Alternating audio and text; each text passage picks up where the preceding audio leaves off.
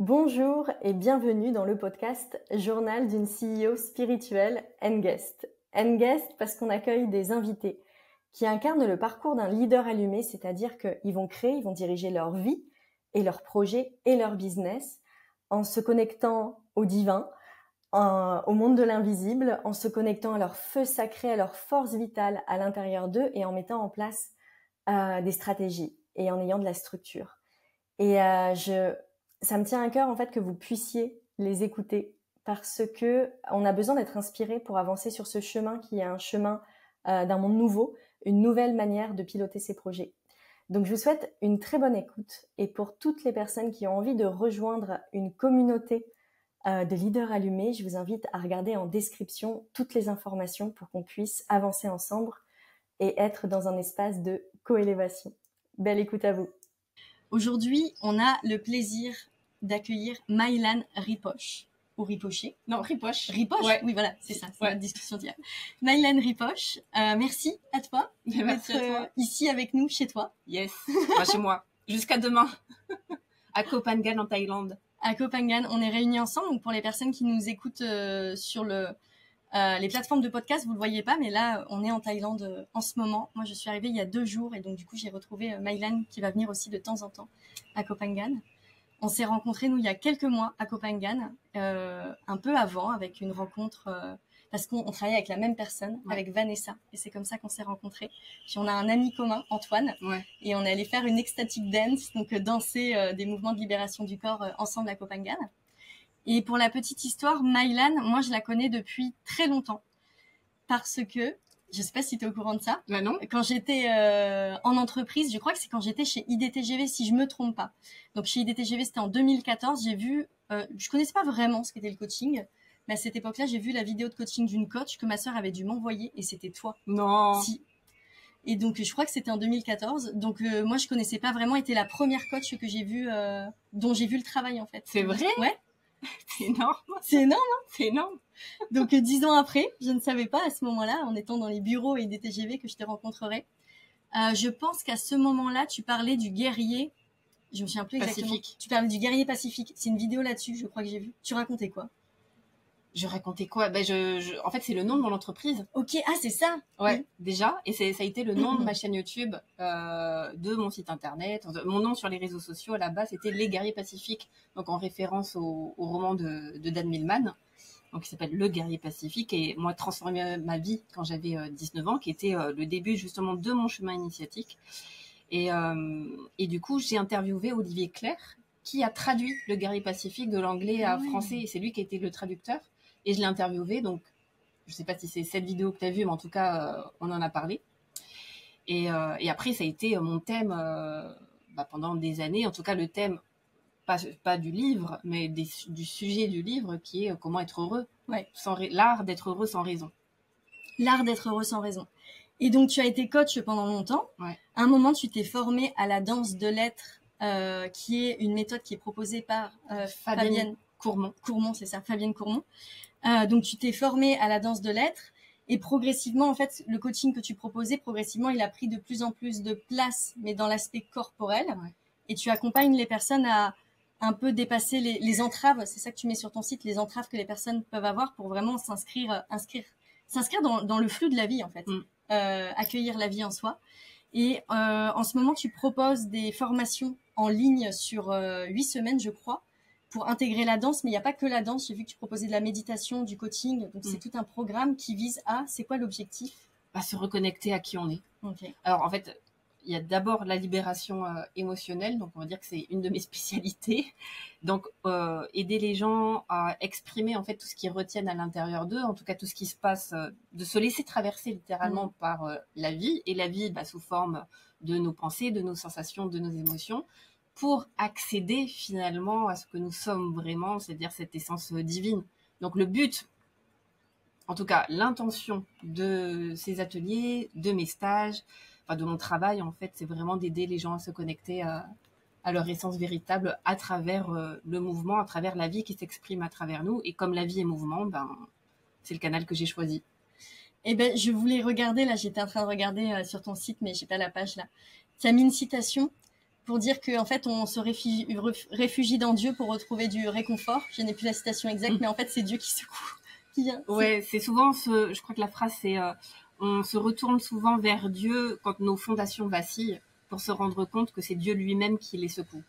C'est tellement beau. J'adore. La surprise de la vie, quoi. Et c'est un peu l'objet et pourquoi j'avais envie de te faire intervenir, c'est que sur le leadership cosmique et orgasmique, donc moi j'avais envie de te faire intervenir beaucoup sur la partie leadership cosmique. Donc le cosmos pour moi c'est l'univers, c'est être connecté au grand tout.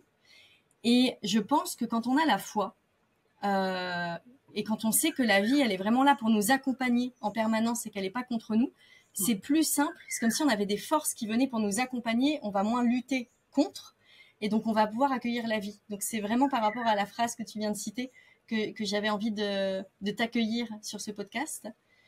Et j'aimerais bien que tu puisses nous raconter qu'est-ce qui se passe, parce que tu proposes des formations en ligne, mais aussi des stages en présentiel, notamment en France.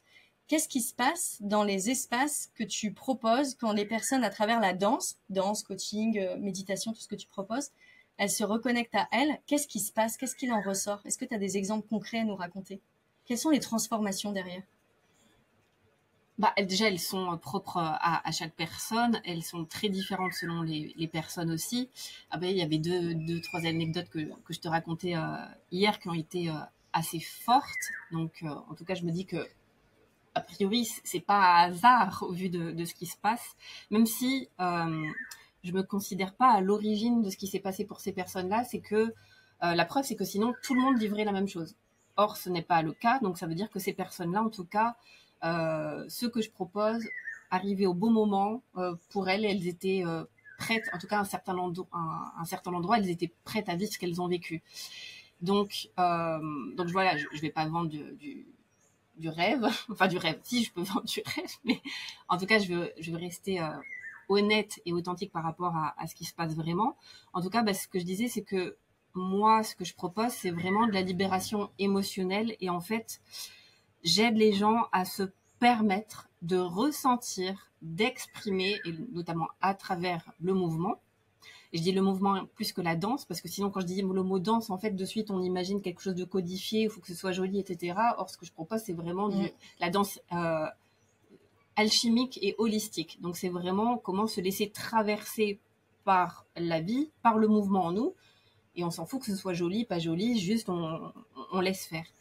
Et donc, dans un premier temps, c'est vraiment d'autoriser, de se donner la permission, de se donner l'autorisation de se laisser traverser par tout ce qu'on refoule, notamment la tristesse, la colère, notre puissance, parce qu'en fait, souvent, on a peur, on parle souvent de la peur de l'échec, etc., la peur de ne pas réussir, la peur d'être nul, mais on parle aussi moins souvent de la peur de notre puissance, parce qu'en fait, on se dit, pourquoi j'aurais peur de ma puissance? Mais en fait, elle peut être effrayante.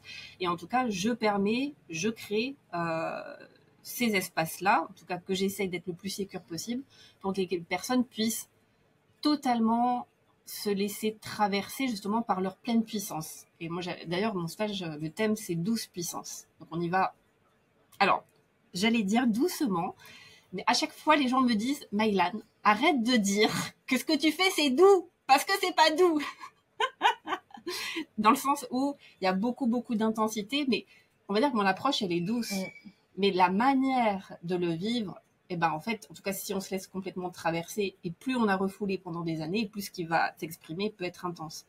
Donc, du coup, c'est vraiment cette autorisation intérieure de se laisser traverser par la colère et justement sans mettre d'étiquette de c'est bien, c'est pas bien, ou sans se raconter d'histoire. En fait, l'idée, c'est pas de revivre des traumas d'enfance et c'est plutôt d'aller voir la mémoire cellulaire au-delà de l'histoire qu'on se raconte et d'aller voir où est l'énergie bloquée dans mon corps et c'est ça que je vais mettre en mouvement.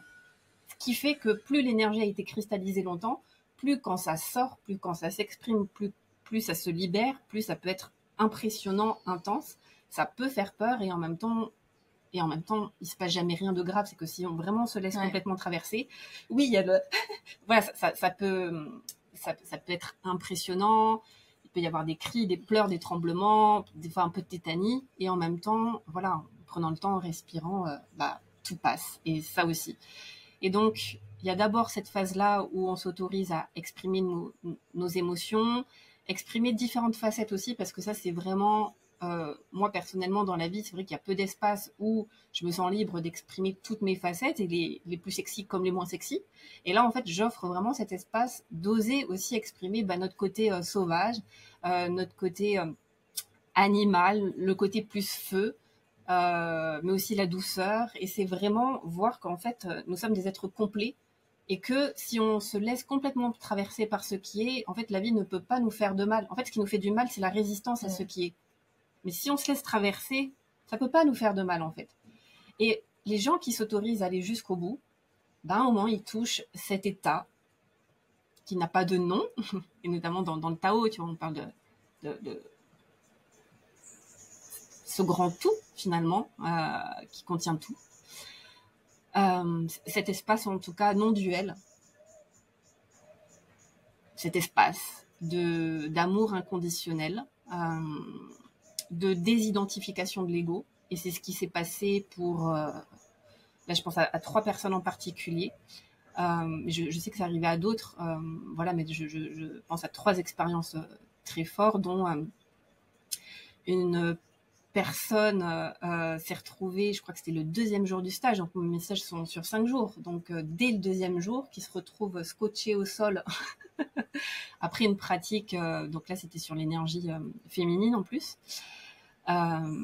qui n'arrive plus à se relever et qui ne pouvait plus parler pendant plusieurs heures. Et en fait, quand elle est venue me voir ensuite, elle parlait d'elle à la 3e personne. Parce qu'elle me disait, mais en fait, je me rends compte que ça, ce n'est pas moi. Et du coup, elle parlait d'elle en disant, oui, mais elle, en parlant d'elle. Et en même temps, il y avait ce truc où elle était désidentifiée du personnage, de l'ego. Et en même temps, l'ego était toujours présent en disant, ouais, mais qu'est-ce qui va se passer? Parce que c'est sûr. J'ai l'impression d'avoir été dissous, en fait. Et donc, il y avait ce double mouvement, cette expansion totale, et en même temps, une part d'elle, et donc là, du coup, encore le personnage qui était présent, et c'est normal, qui avait peur d'être complètement dissous, et qui me disait, mais c'est pas moi. Mais en fait, et donc, elle était complètement perdue. Et c'est très, très beau, parce qu'en fait, elle pleurait littéralement de grâce. Et elle me disait, mais ce que je suis en train de vivre, elle me dit, c'est au-delà des mots. Elle me dit, mais j'ai une gratitude infinie là pour ce que je viens de vivre. Elle me dit, je suis amour. Je suis la grâce. Et elle pleurait de grâce, et c'était hyper beau. Et ce que je te disais, c'est qu'elle a tellement été désidentifiée que, ce qui était drôle, parce que bien sûr qu'après, elle a retrouvé les revenus dans son corps humain. Mais elle avait oublié son adresse, elle avait oublié son code de carte bleue, donc elle pouvait pas payer le stage. et, et elle avait complètement, son mental complètement éteint. Et ça, c'était vraiment très très beau. Et j'ai une autre personne aussi, là, c'était un homme, dernier jour, dernière pratique, qui fusionne pareil avec la nature tout autour, parce qu'on est les stages, je les fais souvent en Ardèche, et on est entouré de nature, de forêt. Et il s'est retrouvé pareil. Pendant toute la danse, je le voyais immobile, debout, les yeux ouverts. Il pleurait. Et en fait, il l'a partagé ensuite qu'en fait, il entendait chaque objet, chaque être de la nature lui parler. Ouais. Il entendait les rochers lui parler, les arbres lui parler. Et tout était devenu vivant. Tout vibrait en lui, tout autour de lui, il n'entendait plus pareil, les couleurs avaient changé, tout avait changé. Il était tellement pareil dans cet état d'extase, finalement, que c'était le dernier jour du stage, il a pris sa voiture, il nous a fait un message le lendemain pour nous dire, vous savez ce que j'ai fait? J'ai laissé ma voiture sur le bord de l'autoroute, et j'ai fait les 80 derniers kilomètres qui me reliaient à chez moi à pied, en suivant les chemins de Saint-Jacques. Et j'ai prévenu ma femme en me disant, j'arrive finalement que dans 3 jours, parce que j'arrive à pied. Tellement qu'il était en béatitude totale. Et ça m'échappe. Voilà, je sais juste qu'en tout cas, le processus qu'ils ont vécu leur a permis ça. Et j'ai une personne qui a été ensuite mon assistante de stage pendant quelques temps, pareil, qui, elle, sur le chemin du retour du stage, donc elle, c'était après le stage, où pareil, elle était en train de conduire, et il y a eu un switch, ça a switché, changement de paradigme, où pareil, les couleurs ont changé, sa manière d'entendre a changé, sa vision du monde a changé. C'est difficile de mettre des mots parce qu'à la fois, rien n'a changé, et en même temps, tout a changé, en fait, dans le regard, finalement, que l'on porte sur les choses. Et pareil, un état de grâce, de paix profonde. Et en fait, elle me disait, elle ne voyait plus du tout la vie comme avant. Et en fait, sa vie intérieure, je dirais, parce qu'extérieurement, elle continue son boulot. Mais par contre, c'est vrai qu'au niveau relationnel, parfois, c'est un peu compliqué. Parce que comme tu ne vois plus les choses pareilles, tes interactions sont différentes et du coup, des fois, ça peut créer un peu de friction au début parce qu'il y a des réajustements à faire. Mais elle, pareil, c'était... à un moment, justement, ça l'a un peu troublée parce qu'elle s'est retrouvée justement avec des relations, finalement, elle s'est rendue compte qu'elle nourrissait mais qui n'avaient plus de sens pour elle ou qui n'étaient plus en phase avec qui elle était aujourd'hui. Et donc, c'est un peu perturbant. Donc du coup, on a un petit peu échangé par rapport à ça, sur comment accompagner cette transition-là, ce changement-là. Mais en même temps, elle me disait, mais ma vie a changé en fait. Mon regard sur la vie a changé, donc ma vie a changé. Et du coup, beaucoup plus en paix aujourd'hui. Et ouais, c'était juste magnifique à voir en fait. Et bien là, tu donnes un exemple concret. Tu dis beaucoup plus en paix aujourd'hui comment dire, parce que tout ce que tu as raconté avant, quelqu'un qui écouterait comme ça de l'extérieur pourrait se dire, mais moi, j'ai pas envie de perdre mes codes de carte bleue. J'ai pas envie de rentrer chez moi pendant 3 jours en marchant. C'est quoi le bénéfice de tout ça? On pourrait penser ça. Et donc j'ai envie de te demander vraiment, qu'est-ce que ça amène? Donc là, tu as dit plus de paix, mais si tu peux étoffer là-dessus. Et un autre point par rapport à ça, c'est que on le sait, on est accompagnantes toutes les deux. Il y a des personnes qui ont très envie de rejoindre nos accompagnements. Il y en a qui vont sauter le pas et il y en a qui ne vont pas y aller parce que inconsciemment, elles savent très bien que c'est le bon chemin pour elles, mais qu'elles vont modifier leur conception de la vie, leur manière de voir la vie actuelle, et ça va entraîner une perte de repères pendant un petit moment. Et donc, en fait, elles vont pas aller vers leur chemin, alors que c'est là où la vie les attend. Ce qui va entraîner, pour moi, quand on va pas vers son chemin, alors que la vie nous attend, la vie, elle va nous pousser. Donc, elle va envoyer des défis qui vont être plus ou moins agréables. Donc, au début, c'est pas très agréable, mais ça va. Et à la fin, si on n'écoute toujours pas la vie, c'est des accidents. Moi, ça m'est déjà arrivé. Donc, des accidents un peu plus graves qui sont jamais dus au hasard. Qu'est-ce que tu pourrais dire pour rassurer les personnes sur ce chemin qui est proposé? Tu as dit ça amène plus de paix. Est-ce que tu pourrais étoffer sur quand on va dans ces espaces-là de connexion à soi, à plus grand que soi, à une autre réalité? Qu'est-ce que ça apporte comme bénéfice dans la vie? Plus de paix. En fait, c'est tout. Non, mais en fait, j'ai envie de rebondir sur rassurer. Et ben en fait, non, j'ai pas envie de rassurer. Et non. Parce que, non, mais voilà, en tout cas, c'est hyper important ce point-là. Parce que la vie ne nous rassurera jamais. Et d'ailleurs, on en fait l'expérience en ce moment dans nos vies. Et particulièrement, je vais parler pour moi depuis le début de l'année. Ce que ça me montre dans mon expérience personnelle, c'est que la vie ne se contrôle pas, la vie ne se maîtrise pas. Et donc, on n'aura aucune garantie. Donc, non, je vais pas rassurer les gens qui ont peur, parce que la vie ne garantit rien, en fait. La vie, le but de la vie, c'est de vivre la vie. Et donc, en fait, c'est une question aussi de libre arbitre, si on croit au libre arbitre. Ça, c'est un autre débat. Mais on va parler comme ça. C'est finalement quel choix je fais par rapport à ce que la vie me propose. Et moi, je sais que les gens qui viennent dans mes espaces, c'est un élan du cœur. Il y a la peur. Souvent, les gens me disent, je suis flippée de m'inscrire, mais j'ai un appel. Et les gens qui me disent, ouais, je sais pas trop, je sens que c'est pour moi, mais j'ai peur. En fait, je vais pas les convaincre.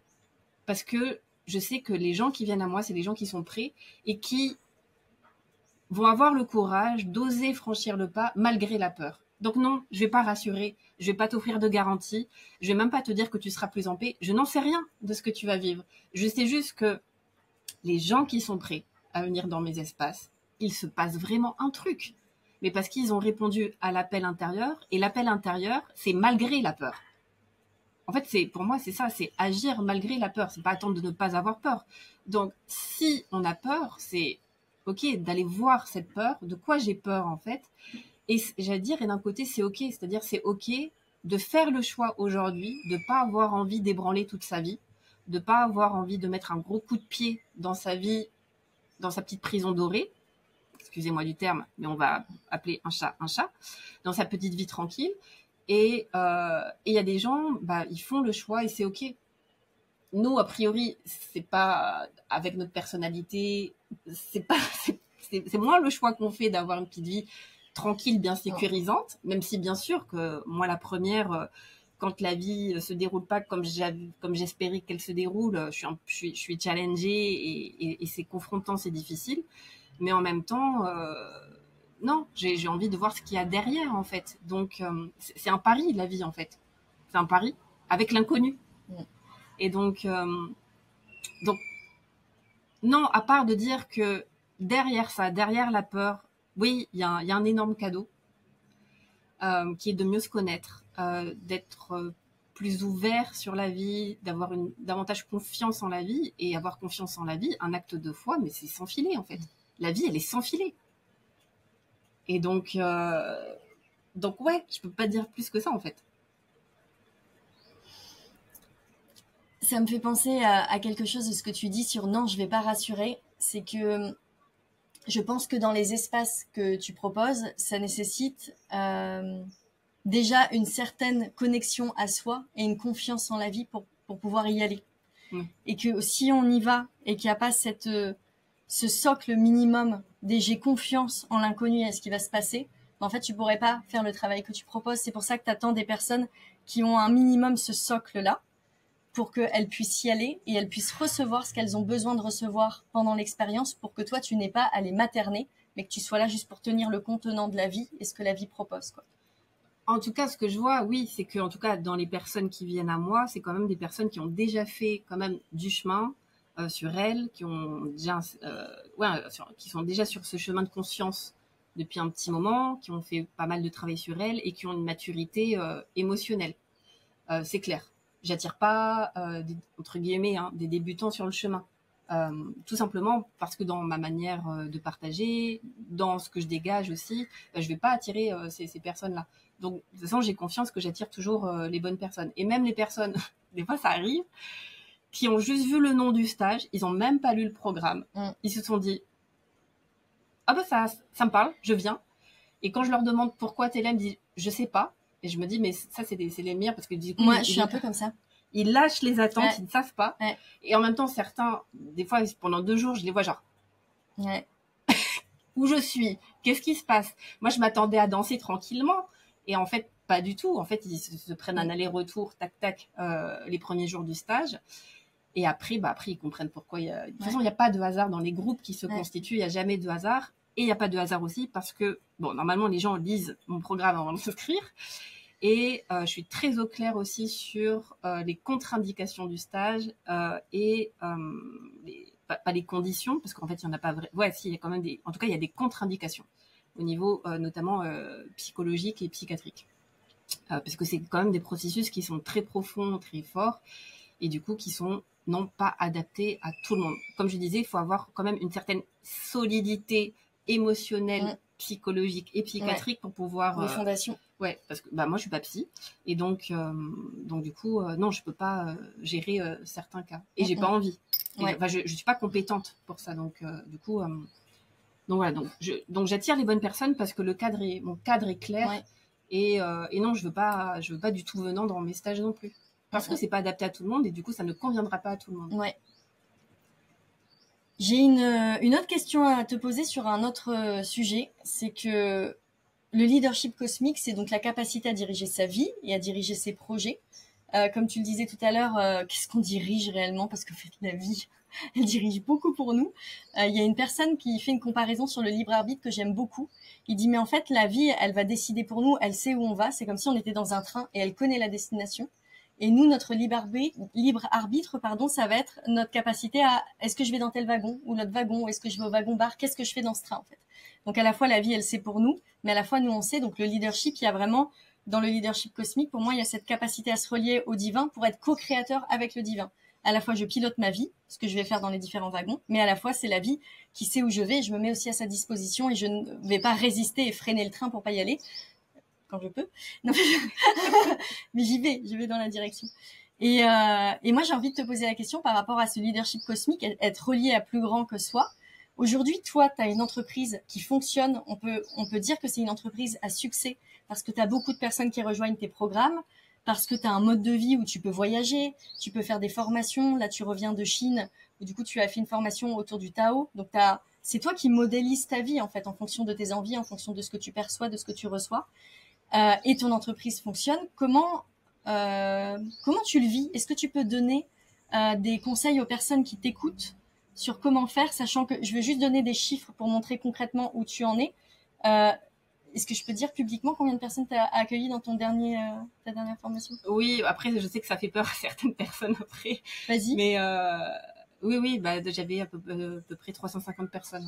Ouais, donc dans sa dernière formation, 350 personnes. Donc moi, je sais, dans l'entrepreneuriat, puis pour accompagner beaucoup de personnes, que quand dans une formation, on accompagne 350 personnes, c'est qu'on a une capacité à tenir un contenant. C'est pas anodin, il y a une puissance. Voilà, Rubina, elle parlait de verticalité dans le précédent podcast, il y a une verticalité. Et donc, du coup, j'aimerais que tu puisses nous partager ce qui se passe pour toi en termes de, moi, ce que j'appelle le leadership cosmique, mais la connexion au divin, etc., pour éclairer les personnes. Comment on contribue et on offre ces messages et on offre des contenants. Voilà, comment t'en es arrivé là? Si t'as des tips à donner, voilà. J'ai envie de t'entendre. Sur comment on crée une entreprise comme ça, en fait. À la fois sur la partie, tu peux parler de la partie accompagnement, mais aussi la partie business. Moi, j'ai envie de savoir parce que si t'accompagnes 350 personnes, c'est que sur la partie business, c'est du solide. Ouais. Et donc, ouais. Alors, pour moi, déjà, la base, c'est au niveau personnel. On en revient toujours à la base. Moi, j'aime, d'ailleurs, c'est dans le Guerrier Pacifique, enseigner ce que j'incarne, incarner ce que j'enseigne. Donc, l'alignement. Et l'alignement, avant qu'il soit professionnel, il est avant tout intérieur. Donc, ça veut dire quoi? Avant de vouloir aider les autres, de balayer devant ma porte d'abord. Et là, je parle dans tout ce qui est coach, thérapeute, donc là, je parle dans mon cas. C'est-à-dire que si aujourd'hui, je suis en mesure d'accompagner autant de personnes, c'est parce que le job, je l'ai fait déjà moi-même avant. J'ai essuyé les plâtres. Oui, non, en tout cas, j'ai fait mon chemin. Et au niveau personnel. Et donc, j'ai travaillé sur tellement de niveaux, sur ma relation à l'argent, sur la confiance en moi, l'estime de moi, sur mon discernement aussi, sur quelles sont mes compétences, quelles sont mes forces, mais aussi quelles sont mes limites. Donc, je suis très au clair dessus. Donc, je ne crois pas me prendre pour quelqu'un que je ne suis pas. Et du coup, pour moi, la base, c'est vraiment l'alignement, l'alignement intérieur, en fait. Et la cohérence. Pour moi, c'est quelque chose de très, très important et que j'avoue, pour moi, qui est assez rare, en fait, dans ce milieu-là. De mon point de vue. Après, j'ai un très grand niveau d'exigence aussi. Hein. Mais en tout cas, je suis exigeante avec moi-même, donc je suis exigeante aussi envers les personnes aussi qui m'accompagnent. Et pour moi, l'alignement, la cohérence, c'est hyper important. Et je pense que c'est une des clés de la réussite, c'est vraiment cette cohérence intérieure. C'est, je crois qu'on peut pas vraiment, c'est difficile d'accompagner des personnes sur un chemin qu'on n'a pas fait nous-mêmes. Donc en tout cas, moi, le chemin sur lequel j'accompagne les gens, je l'ai fait. Je dis pas que je suis arrivée, je suis pas du tout arrivée, je suis moi-même en chemin et ça, c'est le premier truc que je dis quand j'accompagne les gens, parce que souvent, on a tendance à me mettre sur un piédestal et je leur dis non, on va se calmer de suite. Je suis pas arrivée. Moi aussi, j'ai encore des émotions. Moi aussi, je me laisse prendre par mon ego, par de la colère, par de la réaction. Je reste humaine avant tout. Par contre, j'en ai conscience et j'essaye de m'améliorer, si on peut vraiment s'améliorer, mais voilà, on se comprend, pour être le plus cohérent possible. Donc pour moi, la base, c'est ça, en fait. Et pour moi, ça revient aussi au discernement de quel est le chemin que j'ai fait, en quoi je suis compétente, et du coup, qu'est-ce que je peux apporter aux autres en fonction de mon expérience. Aujourd'hui, je trouve qu'il y a quand même beaucoup de gens qui se lancent, et d'un côté c'est très bien, voilà, mais qui sont pas prêtes ou qui sont pas mûres déjà au niveau personnel, au niveau émotionnel. Et pour moi, pour en tout cas tenir une entreprise, il faut être béton. Parce que clairement, la vie de l'entrepreneuriat, ce n'est pas un long fleuve tranquille. Et donc, si t'es pas un peu solide émotionnellement et intérieurement, mais tu vas pas tenir. Tu vas pas tenir. Donc, pour moi, la base, en fait, Et pour moi, l'argent, en tout cas qui va découler de ça, c'est avant tout en fait la manifestation de notre propre énergie personnelle en fait. L'argent en fait c'est la conséquence. Et donc pour moi, ça serait déjà la base, c'est comment je suis alignée. Et d'ailleurs, j'ai fait une vidéo récemment sur notre posture intérieure aussi. Je racontais justement ce que j'avais. Le contenu de ma vidéo, c'était au sujet des salons de massage en Thaïlande. Où, en gros, il y a deux types de comportements. Tu as les salons de massage où tu as toutes les masseuses qui sont devant et qui mendient le client, presque, qui viennent racoler le client. Look, massage, des petits choux massage, taille massage, et qui viennent racoler. Et finalement, moi, personnellement, je suis pas attirée par ce genre d'énergie qui viennent mendier, parce que pour moi, quand on fait ça, et là, je fais le lien avec le business, c'est que on le fait à partir d'un espace de manque. Si tu viens comme ça, si tu viens mendier le client, c'est qu'il y a un espace en toi qui vibre le manque. C'est-à-dire que tu as besoin. Donc, c'est comme si tu as besoin de quelque chose pour te remplir. Tu vois, c'est donne-moi quelque chose. Or, non, c'est intérieurement, c'est pas je viens prendre quelque chose de l'autre, c'est je viens donner. Et en fait, on pourrait dire c'est la même chose, mais c'est deux postures différentes. Et donc, t'as un des trois. Ces salons de massage où ça vient racoler le client. Moi, personnellement, juste, ça me fait fuir. Après, il y a des gens qui aiment ça. Et voilà, c'est encore, ça vient entrer en résonance avec leur fréquence. C'est pas la mienne. Et puis, t'as ceux où ils sont juste assis et ils attendent que ce soit toi qui viennes. Et ben, moi, je vais vers eux. Bien sûr, discernement toujours, c'est que d'abord, je check les avis sur Internet. Ok, salon, ok, tac, tac, je note le nom. Ok, c'est bien noté, j'y vais. Mais par contre, avant de regarder les avis, ce qui m'a donné envie, c'est justement cette énergie qui est centrée, qui n'a pas besoin de quémander, de mendier. En fait, parce qu'elle connaît, la valeur de ce qu'elle propose, et donc elle n'a pas besoin d'aller racoler, de quémander, de mendier. Et du coup, c'est comme ça que d'ailleurs j'ai sympathisé avec une masseuse là, à Koh Samui, parce qu'elle me disait, en fait, elle a régulièrement des massages. Il y a même une star apparemment de film thaïlandais qui est venue dans son salon parce qu'elle était bien notée aussi. Mais elle est jamais dehors. C'est-à-dire que tu as l'impression même que le salon est fermé. En fait, quand tu passes devant, tu as tout le monde qui est dehors et elle est à l'intérieur tranquille sous la clim. Et elle attend que les clients viennent. Et je me dis, mais waouh, elle a tellement raison. Et en fait, je me dis, par rapport à notre entreprise, à notre activité, c'est une super belle leçon. C'est dans quelle posture intérieure on se met. Et bien sûr qu'on est tous tombés, moi la première, dans le piège au début quand on démarre, de dire, il faut que je drague le client. Et donc, je vais faire du hula hoop sur les réseaux sociaux, je vais parler plus fort que les autres, je vais attirer l'attention, m'habiller d'une certaine manière. Enfin, c'était pas mon cas, mais voilà, consciemment ou inconsciemment, mais en vrai, je vibre le manque quand je fais ça.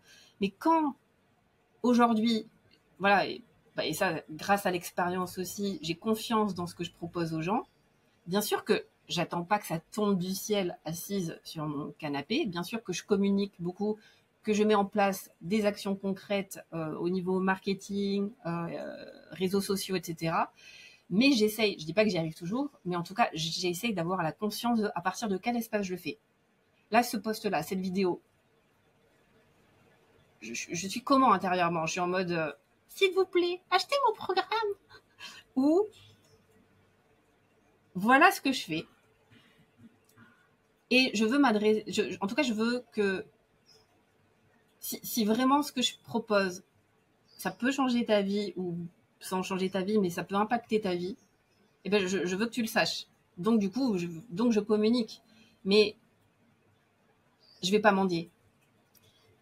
Je vais pas mendier.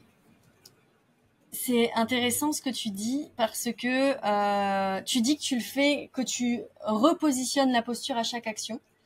Moi, il y a un truc que je repositionne quand je publie, mais ça, tu vois, j'y avais pas pensé. Quand je publie, si je repositionne, alors des fois, j'oublie de le faire, mais je vois les conséquences. À qui je parle? Parce que des fois, quand on parle sur les réseaux sociaux, dans nos communications, etc., on parle pas aux personnes qu'on a envie de toucher, mais on parle des fois à d'autres personnes. On s'est pas rendu compte qu'on parle pas à la bonne cible. Donc ça, c'est par exemple quelque chose auquel je prête attention. mais de communiquer depuis cet espace de plénitude, de le vérifier à chaque fois. Moi, par exemple, je vais le vérifier en début de lancement par rapport à la stratégie de lancement qui est mise en place, mais pas au moment où chaque post, tu vois, est écrit, etc. Et ça me donne envie là, pour mon prochain lancement, de le repositionner, de bien vérifier à chaque fois de quel espace ça part, parce que comme tu l'as dit, c'est pas les personnes qui parlent depuis un espace de plénitude et les personnes qui parlent depuis un espace de vide, c'est qu'on a les deux à l'intérieur de nous, et à chaque fois, on peut se faire prendre dans ce piège, parce qu'il y a des peurs qui peuvent nous rattraper, etc. Donc, on peut être pris dans ce piège. Donc, ça me donne envie, ce que tu viens de partager, de le faire. Et je refais un point avec Rubina, du coup. Rubina, elle en parle beaucoup dans le podcast qu'on a enregistré ensemble, donc je vous invite à l'écouter sur avant d'accompagner, déjà me remplir, moi, être dans un état de plénitude avant d'accompagner. Et je pense aussi à Oussama Ammar, moi que j'écoute un peu, qui est un entrepreneur de Dubaï, donc un peu rien à voir avec notre écosystème, mais voilà, moi je l'écoute, et qui dit un truc que j'aime beaucoup. Il dit, en fait, quand on commence au début, le premier investissement à faire, c'est sur soi-même. Et en fait, c'est des milliers d'euros et les personnes ne s'en rendent pas compte. Elles veulent tout de suite un métier pour sortir d'un état de survie, pour tout ça. Mais en fait, c'est déjà sur soi. Et je pense que ça, c'est aussi un message qui, je pense, est important à transmettre. Si tu en es là, moi, je vois là où j'en suis, on est sur des centaines de milliers d'euros investis sur moi-même. T'en es où, toi, par rapport à ça? Honnêtement, j'ai pas calculé, mais attends, j'ai quel âge? Ça fait quasiment 20 ans que je travaille sur moi, que je suis en thérapie, thérapie, soins, mais retraite, en tout cas que je continue de travailler sur moi entre guillemets. Donc ouais, j'en sais rien, mais oui, j'ai lâché du fric, ouais. Il y a un investissement sur soi à réaliser. Et moi, ce que j'observe aussi par rapport à ce que tu dis, c'est que moi, avant d'être accompagnante, j'ai fait un truc très cliché, mais voilà, il m'a servi. J'ai arrêté de travailler en entreprise, je suis partie faire du woofing. Ensuite, je suis partie 1 an en Inde. Ensuite, je suis partie au Pérou faire une retraite d'ayahuasca, donc on est sur du gros cliché, mais que je ne savais pas d'ailleurs. Mais je vois que beaucoup de personnes ont les mêmes parcours. Et en fait, tout ça, ça m'a vraiment permis il y avait pas de faire un métier et servir les autres. Il y avait déjà, putain, mais moi, je sais plus qui je suis. En fait, je suis complètement paumée, je suis complètement perdue. Je ne sais pas ce que je vais faire de ma vie. J'ai besoin de me trouver. Et je pense d'avoir eu cet espace je coupe avec ma vie actuelle pour aller me trouver à l'étranger dans des endroits où j'avais plus de repères, une zone de confort. Je pense que ça aide aussi à se trouver. Je dis pas que c'est le chemin pour tout le monde, mais il y a des phases comme ça qui peuvent être nécessaires pour nous. C'est quoi ton parcours, toi? Tu viens d'où? Ouais, tu viens d'où? C'est-à-dire, est-ce que tu as fait un peu le parcours, tu vois, je reprends l'exemple de Rubina, parce qu'on a enregistré le podcast là récemment, qui travaillait en agence de publicité avant, et maintenant qui travaille dans l'intimité. Tu viens d'où avant d'être coach? Moi, des ressources humaines, communication interne et ressources humaines. Donc, j'étais chargée d'études RH pendant 7 ans, salariée, voilà, dans une petite entreprise. J'étais souvent la seule salariée, voire 2, donc c'était vraiment une toute petite entreprise, mais on travaillait pour des grands groupes. Et j'étais chargée d'études dans les ressources humaines et la communication interne. Donc, je restais quand même dans l'univers de la communication et du bien-être en entreprise, parce que c'était souvent des enquêtes de satisfaction sur le bien-être au travail. Mais bon, voilà. Ça m'a pas épanoui. Et d'ailleurs, le jour de mon entretien, ma boss me pose la question, dans 10 ans, vous vous voyez où? J'adore. Et là, quand tu es un peu intelligente et que tu veux le job, tu réponds, chargée d'études senior. Et moi, je lui dis, dans 10 ans, je serai coach. Ah, c'est énorme! Tu le savais? Mais oui! Et en fait, quand j'ai décroché, j'étais même pas en CDI, c'était mon premier CDD de 4 mois. Ma première paye, je l'ai mis dans une formation en PNL. Première paye, formation PNL. Waouh! Et donc là, j'avais 23 ans. Et donc moi, je savais, mon destin, depuis, quand j'ai découvert le guerrier pacifique, je savais, moi, j'aiderais les gens à devenir des guerriers pacifiques. Et j'ai découvert le coaching à la fin de mes études grâce à c'était pas vraiment, on va dire, un prof intervenant extérieur qui était coach. Je savais même pas ce que c'était comme métier. Et quand il nous a parlé de son métier, je me suis dit, j'ai eu la révélation. Je me suis dit, mais c'est ça que je veux faire. Parce que je pensais que je m'étais dit peut-être l'humanitaire, peut-être le social, et en même temps, je sentais que c'était pas tout à fait moi. Et quand j'ai entendu parler de ce métier de coach qui était plus tourné vers le présent et le futur plutôt que le passé, ouais,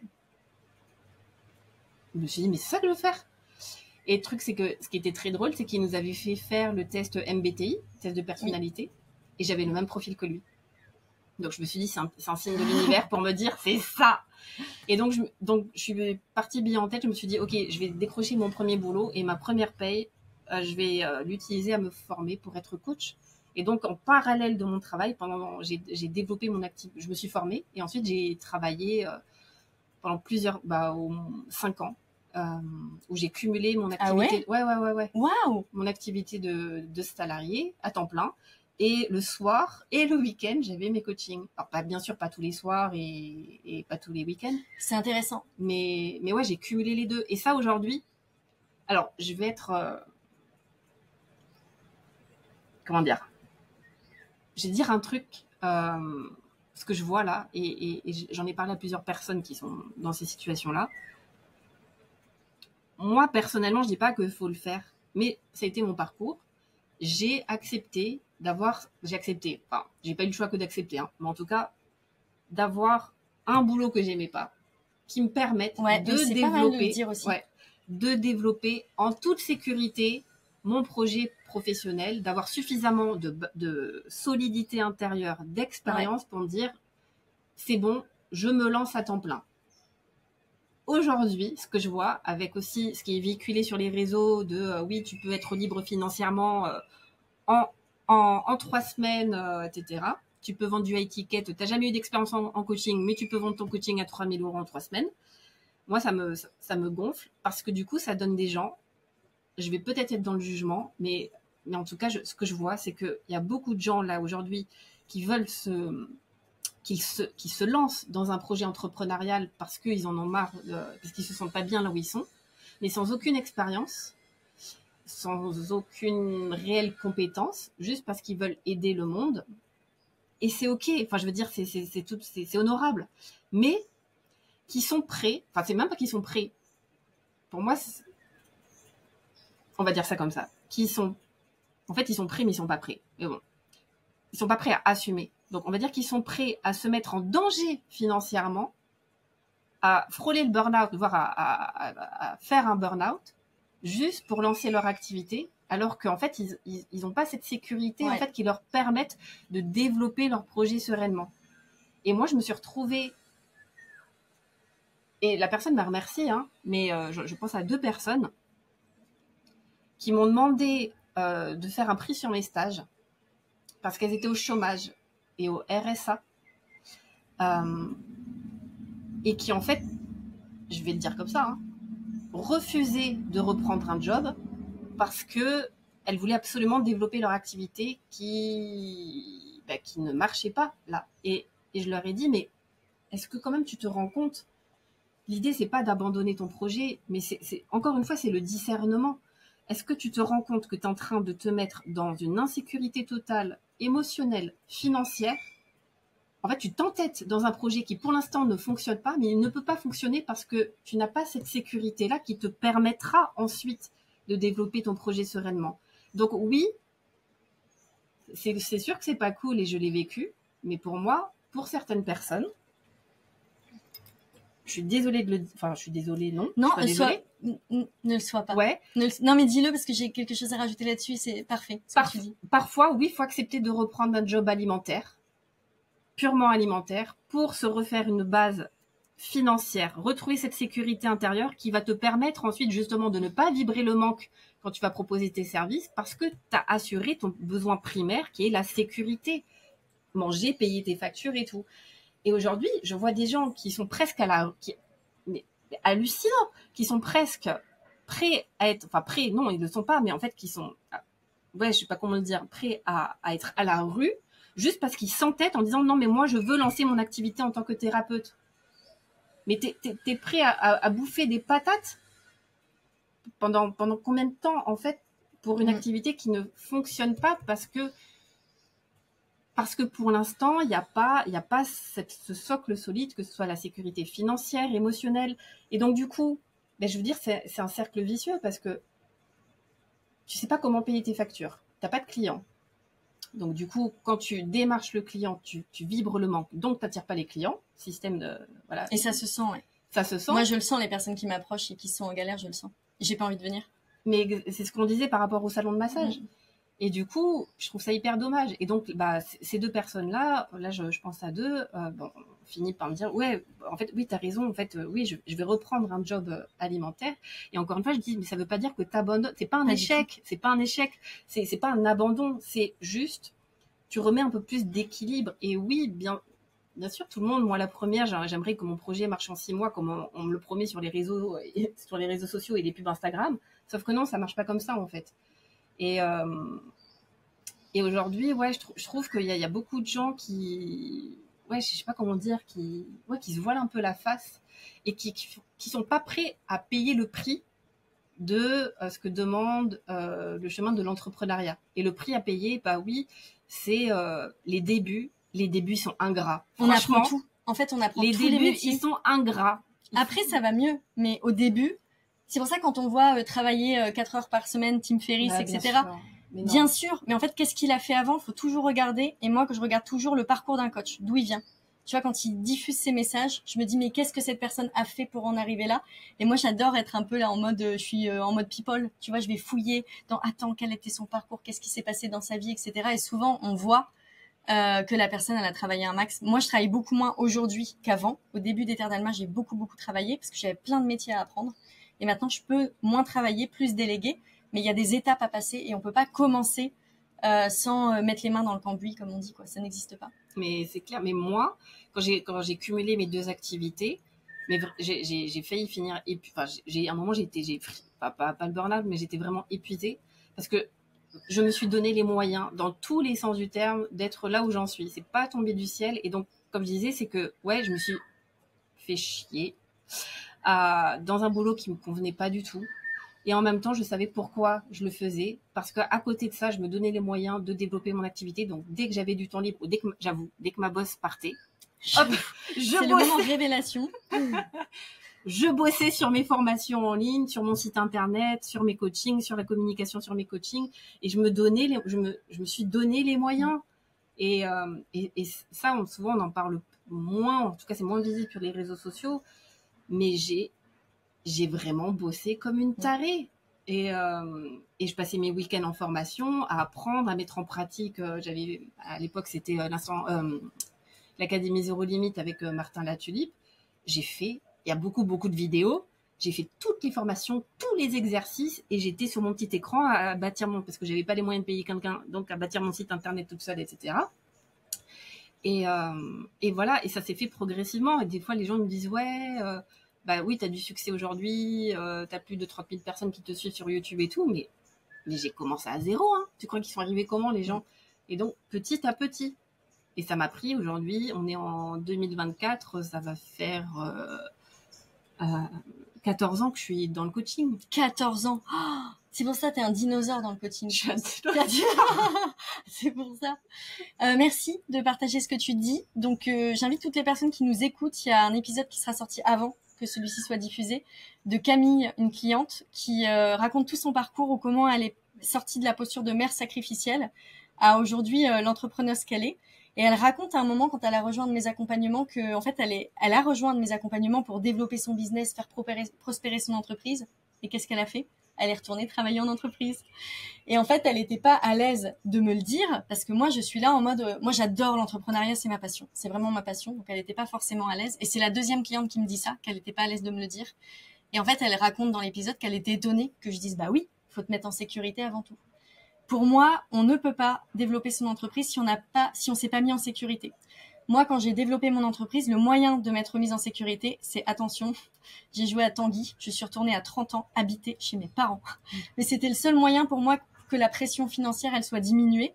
Mais c'était, voilà. Mais il s'est passé ça. Donc, j'ai écouté l'épisode avec Camille parce que c'est hyper intéressant comment, en revenant, elle a repris un CDI, elle s'est remise en sécurité. Maintenant, là, elle a quitté son CDI et elle déploie ses projets différemment. Donc, des fois, il y a des étapes à passer.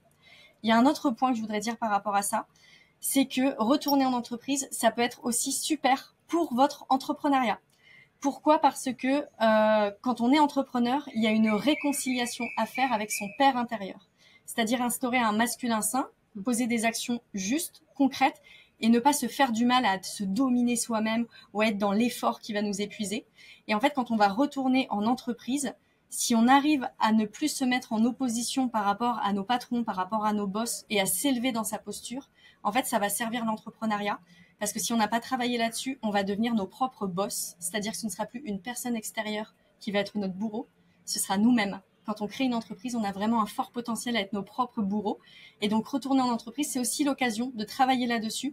C'est pas genre un retour en arrière, ça peut même être l'occasion de faire des bonds en avant pour devenir un entrepreneur soi-même qui se respecte. Et en se mettant aussi à la place de notre chef. Parce qu'en entreprise, c'est nous le chef. Donc, en se mettant à sa place, on peut mieux comprendre les décisions à prendre. Donc, ça peut être une formidable étape. Et il y a autre chose que j'ai envie de dire aussi par rapport à ça. Un dernier point, c'est que moi, j'ai vécu là ce que c'est que d'être en sécurité, mais plus, en faisant une retraite avec Anne-Claire Méré d'écriture, où vraiment j'étais servie tout au long de la journée dans un hôtel 5 étoiles, etc. Et j'ai vu à quel point le flux de la vie me traversait. J'ai vu à quel point je pouvais être au service plus j'étais en sécurité. Et cet aspect-là, je l'avais contacté avant, mais pas à ce niveau-là, de waouh, quand je suis en sécurité, qu'il n'y a pas d'endroit de stress à l'intérieur de moi trop fort, parce qu'il y en a toujours. La vie, comme on l'a dit, elle nous secoue. Mais quand il y a quand même des fondations solides, en fait, je peux me mettre au service. Et donc, du coup, je vais pas être en recherche de résultats permanents. Je vais être en ouverture de ce que la vie m'envoie pour pouvoir donner ce que la vie m'envoie.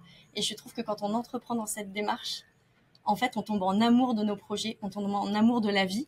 Et du coup, on devient magnétique parce que les gens sont attirés par ça, parce que la personne, elle vibre, elle aime ce qu'elle fait, en fait. Elle pourrait en pleurer. Je pense que nos pratiques, on en pleure, en fait, d'émotion et de grâce. Tu parlais de grâce. Donc, il y a cet aspect-là. Ouais. C'est beau, hein. Bravo, hein. Je dis bravo parce que je sais, pour l'avoir fait, du coup, de mon parcours à moi, ce que ça demande d'avoir accepté d'être entrepreneur, d'être accompagnant, la posture de guide, parce que tu as une posture de guide. Je sais ce que ça a demandé comme challenge. Donc, c'est chouette d'avoir quelqu'un comme toi qui a 14 ans d'expérience. C'est énorme dans le milieu, quand même, c'est énorme. Et tu t'en rends compte? Non. Ok. Non. Et en même temps, ça passe tellement vite, tu vois. Donc, ouais. Donc non, non, pas spécialement. Ok. Bah moi, c'est énorme par rapport à ce que je connais de l'écosystème et ce que je vois. Je trouve ça top. Et ton parcours, avec les lancements que tu fais en ce moment, etc., c'est hyper inspirant aussi. Donc, merci d'avoir été présente ici sur ce podcast. Merci à toi. Est-ce que tu as envie de rajouter un mot pour la fin? On a évoqué quand même beaucoup de choses. Il y aurait sûrement plein d'autres sujets abordés, mais là, il n'y a rien qui me vient de particulier. Mais en tout cas, ouais, tout ce qu'on a dit, en fait, on en revient à... En fait, on parle business, mais en fait, on en revient toujours à la même chose. C'est un travail, c'est soi, en fait. C'est pour déployer notre puissance, justement, notre puissance orgasmique, finalement, dans notre vie personnelle et professionnelle, on en revient toujours à soi, en fait. Donc, pour moi, c'est revenir à soi, c'est la base. Ouais. Et en fait, notre business, c'est la manifestation de tout le travail qu'on aura fait sur soi, de notre propre énergie, et c'est la conséquence, c'est le résultat. Merci. J'ai envie de vous dire que vous pouvez retrouver les informations en description sur Mylan, on va les mettre, et que tu organises de nouveau, là quand l'épisode sera diffusé, je pense que ce sera ton lancement à peu près, pour ta formation sur la danse de l'être, qui va être un espace pour que vous puissiez vous libérer intérieurement pour aller à la rencontre de vous. Donc je vous invite à regarder ce que propose Mylan. Et puis Mylan propose des stages en France. Les stages, c'est quand même des moments souvent de rencontre de soi. On va laisser la routine et le quotidien pour se retrouver sur d'autres moments de profondeur. Donc profitez-en. Je sais qu'avec le Covid, parfois on va se dire il y a du en ligne, donc on va pas sur du présentiel. Moi, je pense qu'on en a besoin, mais vraiment pour l'âme, de se relier en présentiel. Donc profitons des stages que propose Mylan. Voilà. Merci Mylan. Merci d'avoir été présente. Merci à vous pour votre écoute. Si vous regardez sur YouTube, mettez des commentaires sur cette vidéo, sur ce qui a été nourri à l'intérieur. Si c'est sur le podcast, vous pouvez nous contacter sur la page Instagram de Mylan ou sur la page d'Ether d'Alma pour faire un retour sur comment ça vous nourrit. C'est hyper important, nous, quand on partage des messages, de savoir comment ça rebondit à l'intérieur de vous pour nous encourager à continuer à diffuser nos partages. Donc, merci à vous et je vous embrasse. Ciao. Merci Amandine. Alors dis-moi, qu'est-ce que tu as pensé de cet épisode de podcast? J'ai très envie d'avoir tes retours, que ce soit sur ma page Instagram, tu peux me contacter, ou alors contacter aussi l'invité qui était présente, ou présent, si c'est un homme. Et je t'invite aussi à regarder en description. Il y a toutes les informations pour rejoindre la communauté des leaders allumés. C'est un espace de coélévation où on grandit ensemble, où je fais des transmissions, il y a des invités, il y a des espaces de formation. C'est l'endroit pour que tu puisses te déployer dans ta vie, dans tes projets, dans ton leadership. Donc, bienvenue à toi pour nous rejoindre et je te souhaite une magnifique journée.